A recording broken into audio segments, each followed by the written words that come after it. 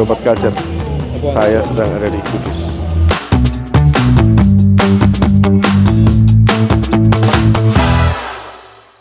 Dulu itu saya bikin V60 kayak gitu kan dianggap apaan? Mau Kopi minum kok kopi pahit lama. ya? Oh iya, Iya, kopi lebih ke- lama terus. Mantap Sobat Culture. Robusta mungkin hampir sama di semua daerah, Ya. hampir sama. Tapi Japan ini dia lebih bold. Saya memang berkomitmen dan berdedikasi bahwa Anor Kopi ini menggunakan biji kopi Robusta yang fine, alias memang full merah dan melalui proses sortir, Oke. sehingga menghasilkan cita rasa yang lebih baik. Metode panen asalan Ya, itu sebenarnya karena memang masih sempitnya marketnya. Jadi mereka tidak tahu harus menjual kopi Kemana? yang merah ini kemana. Masyarakat juga rata-rata itu ribet pakai sortir, Ya. pakai Ya. gitu kan, soalnya Walaupun harganya iya sebenarnya lebih tinggi. petik merah itu mereka bilang itu wah kopi ini nyamblang gitu. Nyamblang itu artinya mantap.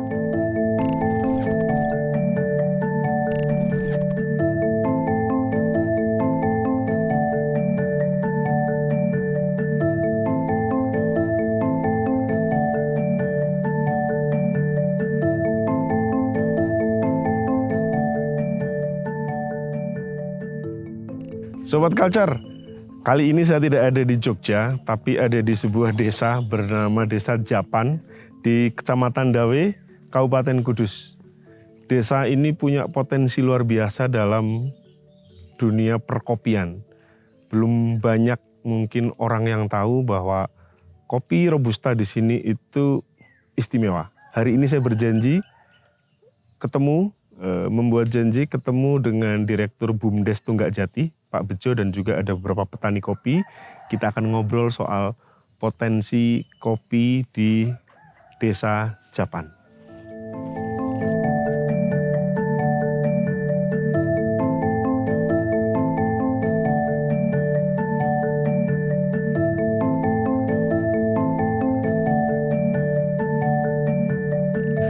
Pak Bejo, Pak Bejo, Siap. ketemu lagi.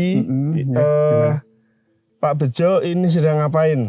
Nah ini lagi ngontrol untuk kerjasama dengan petani kopi seperti itu, ngontrol di kebun. Ngontrol di kebun. Iya, Jadi Sobat Culture, tadi yang seperti saya bilang di awal, Pak Bejo ini adalah Pak Direktur BUMDes Tunggak Jati di Seperti itu. Desa Japan, Japan. betul. Ya. Desa Japan. Nah, Pak Bejo, saya dengar BUMDes Tunggak Jati ini punya perhatian khusus kopi di Desa Japan ya Pak ya. Apa Pak alasannya kemudian kopi ini jadi perhatian khusus? Ya, itu kalau ditanya alasan itu malah ditarik mundurnya ya, alasan berdirinya Tunggak Jati juga karena potensi kopi di Desa Japan ini sebenarnya seperti itu.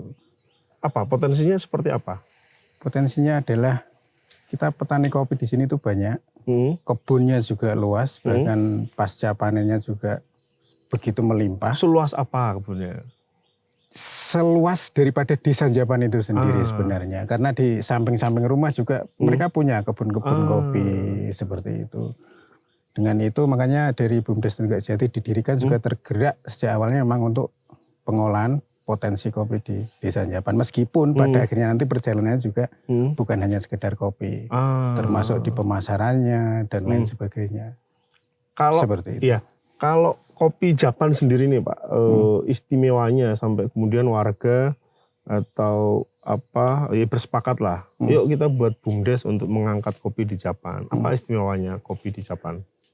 Kita istimewanya adalah di petaninya sebenarnya, di petaninya kita sangat istimewa karena mereka secara turun-temurun mereka punya sistem untuk penanaman tersendiri, khusus perawatan tersendiri, juga khas di tempatnya tersendiri. Ketinggian di 800-an ya, 800-900, kalau yang lebih tinggi lagi sampai 1000-an di atas.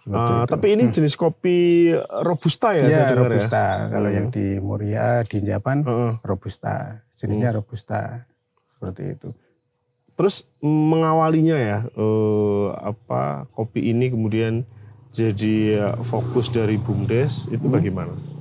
Ada pendampingan mungkin, atau apakah cari-cari cara di YouTube misalnya, kan ada juga ya teman-teman petani atau mungkin BUMDes lah untuk kopi seperti ini. Oh ya, itu sebenarnya nyambung juga sama sejak awal BUMDes kita dirikan melalui pemerintah desa itu memang dari pendampingan jarum.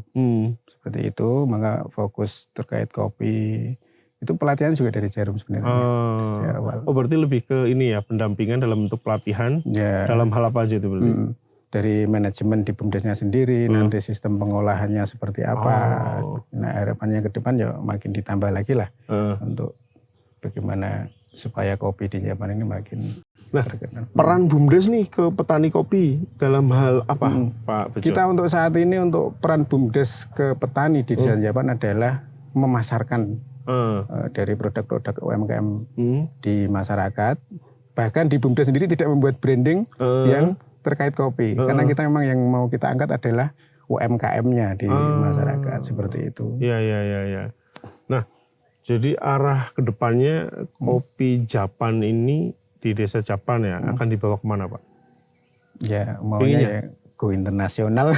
Go internasional ya, karena Sobat Culture saya sudah keliling ya tadi ke pelosok-pelosok desanya ya. Itu tanaman kopi itu memang ada hampir di baik di dekat rumah maupun di kebun-kebun warga ya. Jadi potensinya itu besar. Nah Pak Bejo, saya nanti mungkin akan ngobrol dengan petani kopi yang dia mengolah, katanya sudah dia membuat produk sendiri ya. Oh ya, yang itu sudah terkenal tuh. Sudah terkenal ya. Namanya Pak siapa Pak? Ada Pak Wid. Ada Mas Restu, dari UMKM yang supaya nanti kita kumpulkan melalui BUMDes ini bisa kita kenalkan ke masyarakat luar juga dari produk-produknya itu. Ya, nanti saya izin diperkenalkan dengan Mas Restu. Saya ingin ngobrol bagaimana beliau itu katanya sudah memasarkan kopi dari Japan ini ya. Nah, mari kita tak kenalkan dulu Pak yang ke petani kopi juga sekaligus dia itu pegiat kopi juga, punya produk di UMKM-nya juga sama Mas Restu. Namanya Mas Restu. Iya, Mas Restu. Ini yang namanya Mas Restu. Ya, Mas Restu. Ini ya. Mas Agung. Iya. Kenalin Restu. Mas Restu ini yang punya produk tadi Anar Kopi namanya. Anar Kopi ya. Bukan narkoba loh ya. Iya.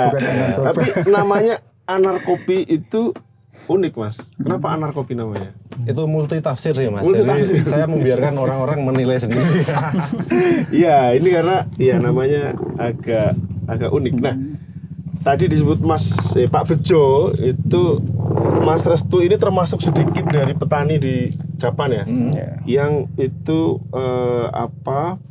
memperlakukan kopi itu sangat istimewa lah, spesial. Artinya memetik memang yang benar-benar merah ya. Iya, betul. Ya. Karena kan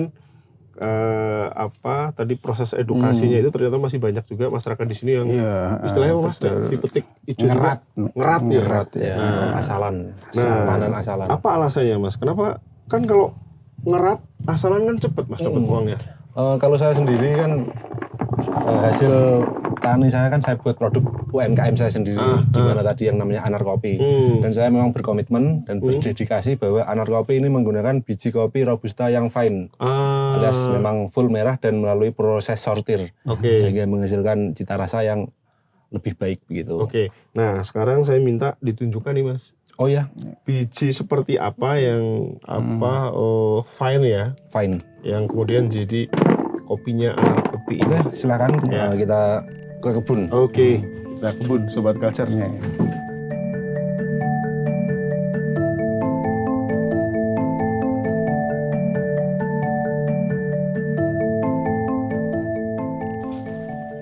Nah ini nih. Ini Mas. Jadi untuk menuju kopi yang memang fine tadi atau fine robusta, kita wajib memakai yang petik merah. Setelah melalui proses pemetikan, ini juga harus ada proses sortir beberapa kali Mas untuk menuju fine. Jadi bukan cuman petik. Bukan hanya merah saja? Bukan cuman hanya merah. Masih diseleksi lagi? Masih diseleksi. Pertama kita rimbang, nanti yang mengapung itu kita ambil. Kita nggak pakai. Jadi kita pakai yang tenggelam. Setelah itu kita sortir lagi. kita cari yang bijinya ada bolong-bolong bekas serangga. Itu kita singkirkan lagi. juga. Kita singkir lagi. Jadi hasil akhirnya itu yang kita pakai untuk produk UMKM kami. Gitu. Nah, Mas, ini kayak ini ya. Iya. Ini kan ada merah, ada hijau. Iya. Ini berarti ditunggu semua merah atau diambil hanya merahnya saja? Kalau kayak gini Mas ya, Iya. kalau yang hijau minoritas itu biasanya kita ambil semua, tapi semua, tetap nanti kita sendirikan. Kita bikin dua grade lah. Oke, sortirnya nanti Iya. di bawah lah ya. Iya, tapi kalau misal yang hijau masih separuh, memang kita tunggu. Ya. Nah, Kita tadi Mas kembali ke alasan yang jenengan sampaikan ya. Maksudnya dengan memilah bahkan berkali-kali itu kan tenaga yang dibutuhkan lebih banyak, Iya. ya kan? Cost-nya itu juga lebih banyak. Nah, apa alasannya? Ya, memang petik merah ini agak tricky Mas ya, karena memang sering dianggap membuang-buang waktu, Ya. apalagi oleh para petani senior yang dulu, karena memang tidak efektif sebenarnya dari segi tenaga, dari waktu kita rugi. Iya, iya. Tapi disinilah yang namanya dedikasi dan memang melatih kesabaran juga bahwa waktu kita untuk menunggu si hijau sampai si merah ini akan terbayarkan di rasanya. Dirasanya.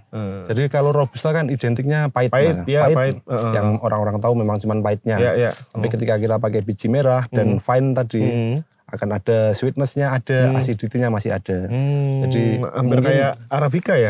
bisa mendekati kayak Arabica. Nah, tapi Mas, istimewanya kopi di Japan nih dibanding daerah lain lah, kan setiap daerah ya punya karakter kopi masing-masing, apa Mas?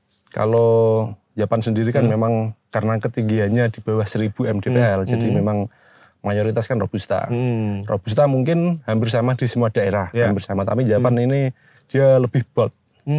Jadi kalau dibuat kopi susu itu menurut saya paling enak dibanding robusta daerah lain. Paling enak ya? Iya, espressonya dibikin kopi susu itu mirip-mirip kayak blend, padahal itu full robusta. Iya, iya, iya. Nah, Mas Restu ini kan saya lihat kan generasi muda lah. Iya, ya kan? lumayan muda. Lumayan muda. Nah, mulai bergelut dengan kopi dan alasannya ya, ya kemudian menggarap kopi di Japan ini apa Mas? Ya, jadi ceritanya itu saya dulu itu karyawan swasta Mas. Oke. Dan saya kerja di daerah Pati di kabupaten sebelah selama kurang lebih 5 tahun. Oke. Tapi setelah 5 tahun mungkin sampai di titik jenuh tadi kan, karena usia juga yang masih muda dan merasa ada hal lain yang bisa saya lakukan yang memang sesuai passion saya. Kebetulan Japan ini memang tempat kopi dan saya juga diberi sawah atau kebun yang belum terawat karena memang nggak ada yang rawat. Jadi saya memutuskan kalau nggak saya siapa gitu. Itu mulai tahun 2016-an kayaknya. 2016-an saya mulai belajar petani. 2018 saya belajar pasca panen dan barista. Pasca panen yang benar itu kayak gimana sih? Terus proses barista kayak gitu. Itu baru kemudian jenengan tahu bahwa kopi itu bukan sekedar hanya dipanen terus kemudian dijual ya? Iya, kalau dulu memang sampai sekitar tahun 2018-an itu memang jualnya cuman ke tengkulak itu tadi dengan kopi asalan yang secara nilai ekonomis kurang tinggi. Jadi dengan proses pasca panen yang benar ternyata kita bisa mendapat keuntungan di sisi ekonomisnya juga Mas. Harga jualnya ternyata juga naik. Jadi kayak gitu. Nah, awal mula Mas, maksudnya apa yang dilakukan saat itu ya? Jangan mikir soal pasca panen, kemudian juga belajar barista dan sebagainya. Ada tanggapan nyinyir nggak Mas? Maksudnya tadi kan yang ngopo gitu kan, ditanam aja udah selesai gitu kan, panen dapat uang cepet gitu kan. Iya, banyak sekali Mas. Ya, mulai dari pasca panennya yang memang banyak orang memandang sebelah mata, dianggap membuang-buang waktu. Terus di barista juga saya itu yang pertama kali bikin kedai manual brewing di Japan sama teman-teman. Oh ya, namanya apa Mas? Itu dulu Ngipik Kopi. Cuman sekarang sudah nggak ada. Berganti ya karena saya fokus di UMKM Anar Kopi tadi. Dulu itu saya bikin V60 kayak gitu kan dianggap apaan? Mau minum kopi lama. Oh iya. Kopi lama terus ribetnya. Tapi kalau dulu sekarang ada banyak kedai di sini. Iya, yang ya pakai manual brewing juga ada beberapa lah di Japan. Walaupun awalnya dianggap dipandang sebelah mata, tapi nyatanya seiring berjalannya waktu, nyatanya juga banyak yang ikut juga. Nah, produk Anar Kopi sendiri ini sudah sampai sejauh mana nih Mas? Kalau Anar Kopi saya memasarkan memang ya offline dan online, walaupun onlinenya belum maksimal karena memang keterbatasan SDM Mas, tapi lebih ke teman-teman kedai, terus teman-teman teman-teman komunitas atau apa. Ya teman-teman sendiri sih lebih dan titip di beberapa tempat toko oleh-oleh juga. Oke. Nah, oleh-oleh. Ada juga yang dari luar kota mungkin nyari juga? Ada Mas, ada ya. Sering saya sering kirim baik yang melalui marketplace kayak Shopee dan lain-lain atau yang memang pribadi melalui WA, banyak yang dari luar kota. Ada dari Samarinda, ada yang dari Jakarta, Tangerang, itu banyak. Nah, kalau ini harapan jenengan ke depan dengan Japan ya, dengan potensi tadi kan saya sempat keliling di kampung-kampung lah. Kopinya kan luar biasa ya. Tapi saya juga melihat tadi ada warga yang panen masih model yang asalan lah gitu kan. Itu ke depan sebenarnya kopi Japan itu ini menurut jenengan ya akan dibawa kemana nih gitu kan? Kalau dari saya, kalau harapan saya kembali ke masih banyak warga yang menggunakan metode panen asalan. Itu sebenarnya karena memang masih sempitnya masih sempitnya marketnya. Jadi mereka tidak tahu harus menjual kopi yang merah ini kemana. Dari nilai jual itu kalau cuman ke tengkulak ya sama. Dia nggak mau tahu itu merah atau hijau, pasti nilainya sama. Jadi memang masih terbatas sekali Mas marketnya. Saya pengennya ke depan demi kualitas dan cita rasa, kalau misal di daerah Japan sini semua bisa kompak petik merah, itu akan meningkatkan nilai ekonomi dan juga nama dari Robusta Japan sendiri. Iya. Karena secara nama itu sebenarnya sudah menarik kan ya? Iya, Robusta Japan tuh karena gini Mas, kita biasanya berusaha membranding dengan cita rasa yang fine tadi, tapi sama-sama kopi Japan tapi ada yang asalan. Ketika ada konsumen yang meminum kopi yang kebetulan yang asalan kan, dia langsung menjudge, oh ternyata kopi Japan nggak enak kayak gitu atau kurang enak. Oke. Saya pengennya sih kopi Japan ini memang terkenal karena keenakannya kayak gitu. Oke. Nah, kalau Sobat Culture mau beli nih produk UMKM-nya lewat mana? Di Shopee ada atau bisa follow di Instagram, di TikTok ada. Instagramnya apa? Anarkopi JPN. Anarkopi_JPN. Oke, Sobat Culture, ngobrol dengan Mas Restu sampai di sini. Nanti kita juga akan ngobrol dengan petani lain yang juga sama seperti Mas Restu ya. Dia mulai melakukan model seperti ini ya, petik merah yang itu juga akan menambah value kopi Japan.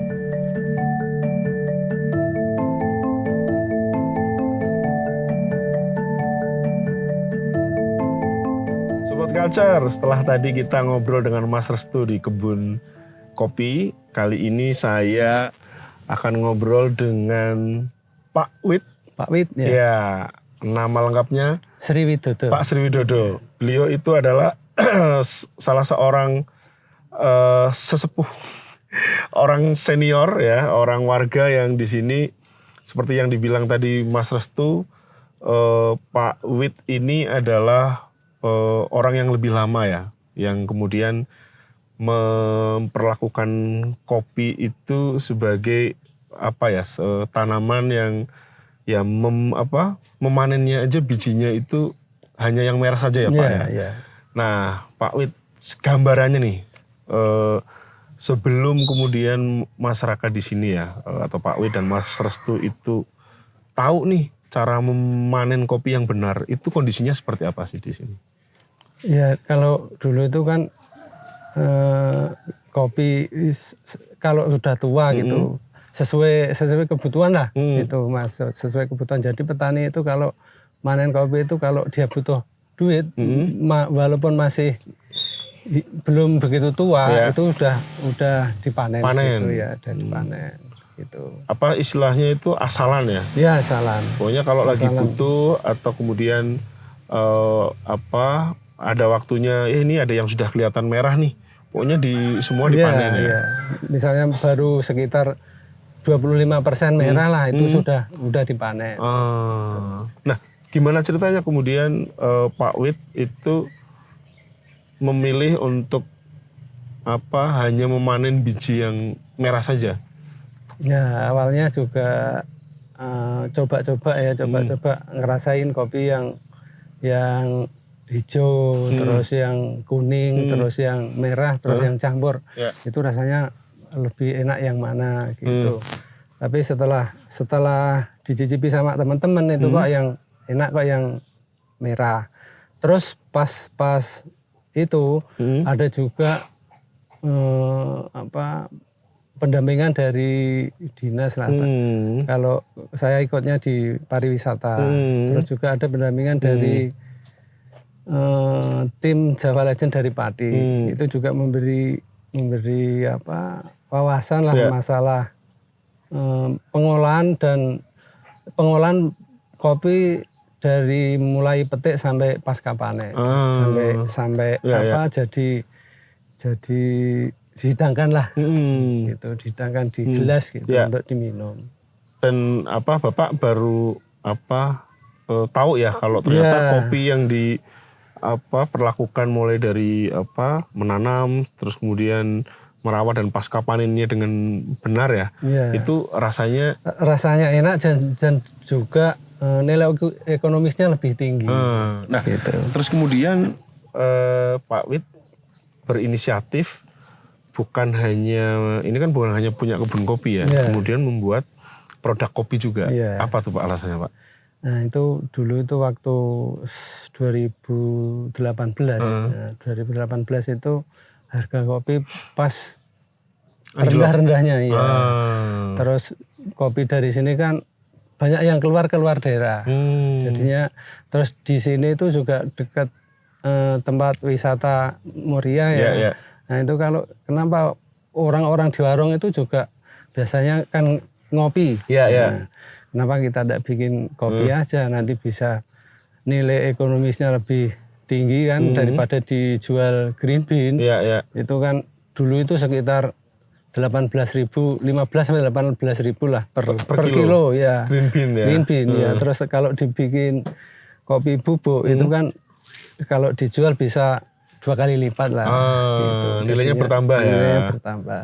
Ya nah, terus kenapa kok ini mereknya Nyampleng.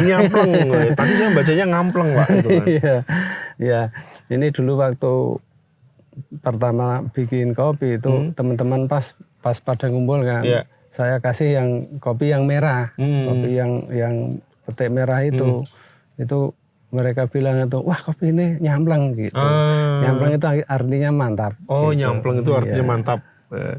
Nah itu kemudian dikasih nama ini. Nah terus kan tidak mudah ya Pak untuk kemudian memasarkan kopi. Bapak kan dari panen aja itu sudah kan memilih hanya memang biji yang sudah matang kan.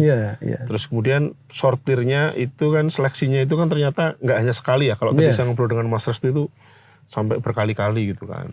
Nah, apa yang membuat Bapak itu telaten itu loh? Kan maksudnya ya udahlah gitu kan, jual bijinya aja juga sebenarnya laku, atau dijual katakanlah diolah seperti ini gitu kan, tanpa kemudian menyeleksi itu juga sebenarnya kan laku. Kalau Bapak tadi bilang di warung-warung pada jualan kopi. Iya. Ya memang benar begitu, tapi saya pertama kali kan sudah bikinnya sudah yang pilihan ya. Jadi untuk menjaga supaya cita rasanya itu tetap, itu perlakuan saya juga harus tetap seperti yang dulu kan gitu. Nanti misalnya kalau awalnya itu merah sortiran, terus saya kasih merah yang tidak sortiran, rasanya pasti beda. Jadi nanti kalau yang sudah pelanggan ya itu nanti kan komplain, rasanya kok beda gitu. Nah kalau saya nyicipi ini bisa nih Pak? Ya silakan. Ini sudah diseduh ya lewat culture ya. Jadi ya pakai gelas kecil aja Pak ya. Oke pun matur nuwun. Silakan. Saya cicipi ya Pak ya. Ya silakan. Mantap Sobat Culture. Ini Bapak berarti mulai dari proses nyangkre juga sendiri? Nyangkre ya, tapi saya belum punya mesin roasting, jadinya nyangkrenya di tempat teman. Oh gitu. Di tempat teman, tapi kan bijinya tetap milik Bapak berarti? Iya. Sekali panen bisa berapa kilo Pak musim panen kopi? Kalau saya yang dari kebun sendiri ya, itu ya sekitar 5 kuintal sampai 7,5 kuintal lah green bean. Itu dari kebun sendiri. Iya. Berarti ada kebun yang lain. Dari Ya, kebun ya mungkin kadang kan juga beli sama tetangga gitu loh. Nah, Pak, harapan terhadap kopi Japan ya di desa Japan Iya. ini itu gimana, Pak? Apakah Bapak ingin semua masyarakat di sini itu juga sama seperti jenengan atau Mas Restu yang memilah itu menyortir untuk kemudian orang tahu betapa nikmatnya kopi Iya. robusta dari Japan atau seperti apa? Sebetulnya itu saya punya keinginan sudah lama sekali, tapi belum terwujud. Ya. Itu kopi Japan itu kan ratusan ton lah. Kalau pas musim panen Iya, iya. itu banyak yang keluar daerah. Kemana aja itu, Pak? Itu banyak yang ada yang ke Temanggung, ada yang ke lain juga. Nah, keinginan saya itu kan mereka kasih orang-orang yang di sana itu ngasih uang di sini ya, Yeah. sama orang sini terus suruh beliin gitu. Yeah. Kalau bisa itu kopi itu dikelola di Japan sendiri, kan juga ada di sini ada BUMDes ya. Yeah. Nah itu semoga saja itu besok bisa ada koperasi yang bisa menampung kopi dari Japan lah. Jadi kalau keluar itu dari satu pintu gitu.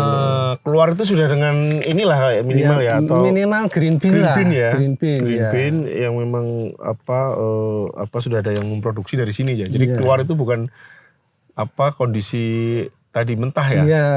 Itu yang dibawa keluar itu kan yang basah. Jadi petik dari hutan dari kebun itu terus langsung dijual di bawah, ya. Terus yang tahun-tahun kemarin itu kita sudah sosialisasi lah, ngajak teman-teman itu kita bikin petik merah terus kita sortir gitu. Tapi pas teman-teman ada yang ngikutin gitu, itu harga jual yang merah itu agak sulit. Jadi lebih mudah yang asalan gitu. Sulit artinya mencari orang yang beli gitu ya, Pak? Iya. Atau pihak yang beli ya? Pihak yang beli. Soalnya itu kalau yang pedagang-pedagang itu yang dibeli kan yang itu yang asalan itu lebih murah kan, lebih terjangkau. Terus masyarakat juga rata-rata itu ribet pakai sortir, pakai gitu kan. Soalnya walaupun harganya sebenarnya lebih tinggi ya. Walaupun harganya sebetulnya lebih tinggi. Gitu. Oke. Ya berarti harapannya itu ya Pak Wid ya. Jadi Sobat Culture, kalau Sobat Culture itu ingin beli kopi produksinya Pak Wid ya, nyampleng tenan. Itu yang ini yang asalan. Ini yang asalan. Berarti Bapak juga membuat grade ini ya, karena tadi permintaan ini ya. yang merah. Ini yang merah merah. Ini yang spesial. Nyampleng spesial. Ya, itu di mana Pak dapatnya ini, Pak? Jual online juga atau jual online juga. Jual online dengan nyari merek ini ya? Iya. Terus kemudian ada juga di BUMDes ya? BUMDes ada. Di BUMDes juga ada. Jadi, kalau di Kudus kota itu ada di ini Jenang Alia Kaliputu. Ya, oleh-oleh khas Kudus ya. Iya. Jenang Alia ada di sana ya. Ada di sana. Terus ini di depan Geraha Muria di tempat pusat oleh-oleh itu juga ada. Juga ada. Ya. Oke. Itu Sobat Culture. Jadi sekali lagi tadi kalau mau melarisi kopi khas desa Japan, Kecamatan Dawe ya, Kabupaten Kudus, silahkan nanti di marketplace itu juga ada. Kita akhiri dulu Culture Shock kali ini. Terima kasih Pak Wid. Ya, semoga harapannya segera terwujud. Amin. Ya, kopi Japan lebih dikenal juga dicintai oleh masyarakatnya, tapi juga dikenal di luar. Demikian obrolan saya dengan Pak Wid. Sampai ketemu lagi di Culture Shock selanjutnya.